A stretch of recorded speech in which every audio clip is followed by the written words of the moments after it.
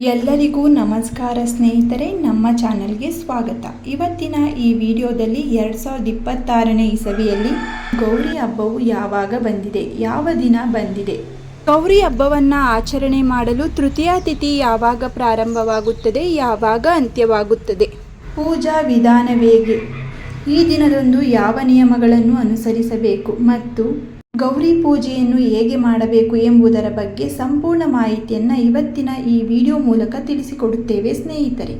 2026ರಲ್ಲಿ ಸ್ವರ್ಣ ಗೌರಿ ಹಬ್ಬ ಸೆಪ್ಟೆಂಬರ್ 13 ಭಾನುವಾರ ಆಚರಣೆ ಮಾಡುತ್ತೇವೆ.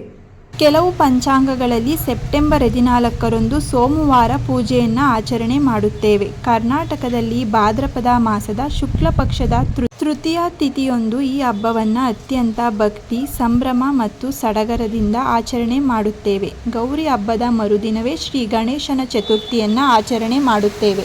2026ರ ಶುಭ ತಿಥಿ ಮತ್ತು ಮುಹೂರ್ತಗಳು. ತೃತೀಯ ತಿಥಿ ಆರಂಭವಾಗುವುದು ಸೆಪ್ಟೆಂಬರ್ 13, 2026 ಬೆಳಿಗ್ಗೆ 7:08 ಆರಂಭವಾಗುತ್ತದೆ. ತೃತೀಯ ತಿಥಿ ಮುಕ್ತಾಯಗೊಳ್ಳುವಂಥದ್ದು ಸೆಪ್ಟೆಂಬರ್ 14ನೇ ತಾರೀಕು 2026ರಂದು ಬೆಳಿಗ್ಗೆ 7:06 ಮುಕ್ತಾಯಗೊಳ್ಳುತ್ತದೆ. ಪ್ರಾತಃಕಾಲ ಗೌರಿ ಪೂಜೆ ಮುಹೂರ್ತ ಸೆಪ್ಟೆಂಬರ್ 14ನೇ ತಾರೀಕು ಬೆಳಿಗ್ಗೆ 6:11ದಿಂದ 7:06 ಇರುತ್ತದೆ. ಕಾಲಾವಕಾಶವು 55 ನಿಮಿಷಗಳ ಕಾಲ ಸಮಯವಿರುತ್ತದೆ.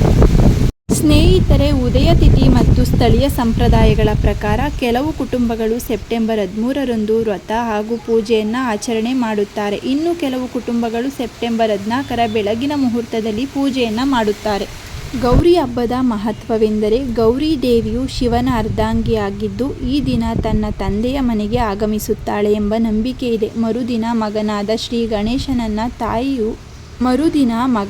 ಶ್ರೀ ಗಣೇಶನು ತಾಯಿಯನ್ನು ಕೈಲಾಸಕ್ಕೆ ಕರೆದೊಯ್ಯಲು ಬರುತ್ತಾನೆ ಎಂಬ ಪುರಾಣಗಳಲ್ಲಿ ಉಲ್ಲೇಖವಾಗಿದೆ ಕತೆ.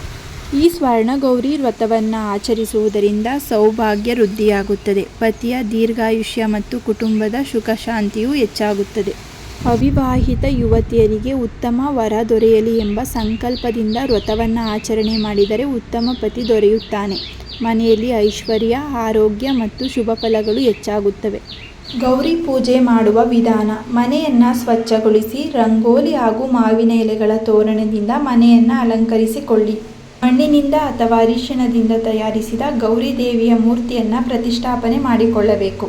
ಗೌರಿ ದೇವಿಯ ಮೂರ್ತಿಗೆ ಅರಿಶಿಣ, ಕುಂಕುಮ, ಹೂವು, ಅಕ್ಷತೆ, ಹಣ್ಣು, ತಾಂಬೂಲ, ಸೀರೆ ಅಥವಾ ವಸ್ತ್ರವನ್ನು ಸಮರ್ಪಣೆ ಮಾಡಿ ಗೌರಿ ದೇವಿಯ ಅಷ್ಟೋತ್ತರ ನಾಮಗಳನ್ನು ಹೇಳಿಕೊಂಡು ಗೌರಿ ವ್ರತದ ಕಥೆಯನ್ನು ಓದುತ್ತಾ ಗೌರಿ ದೇವಿಗೆ ಪೂಜೆಯನ್ನು ಮಾಡಿ ಮಂಗಳಾರತಿಯನ್ನು ಮಾಡಬೇಕು.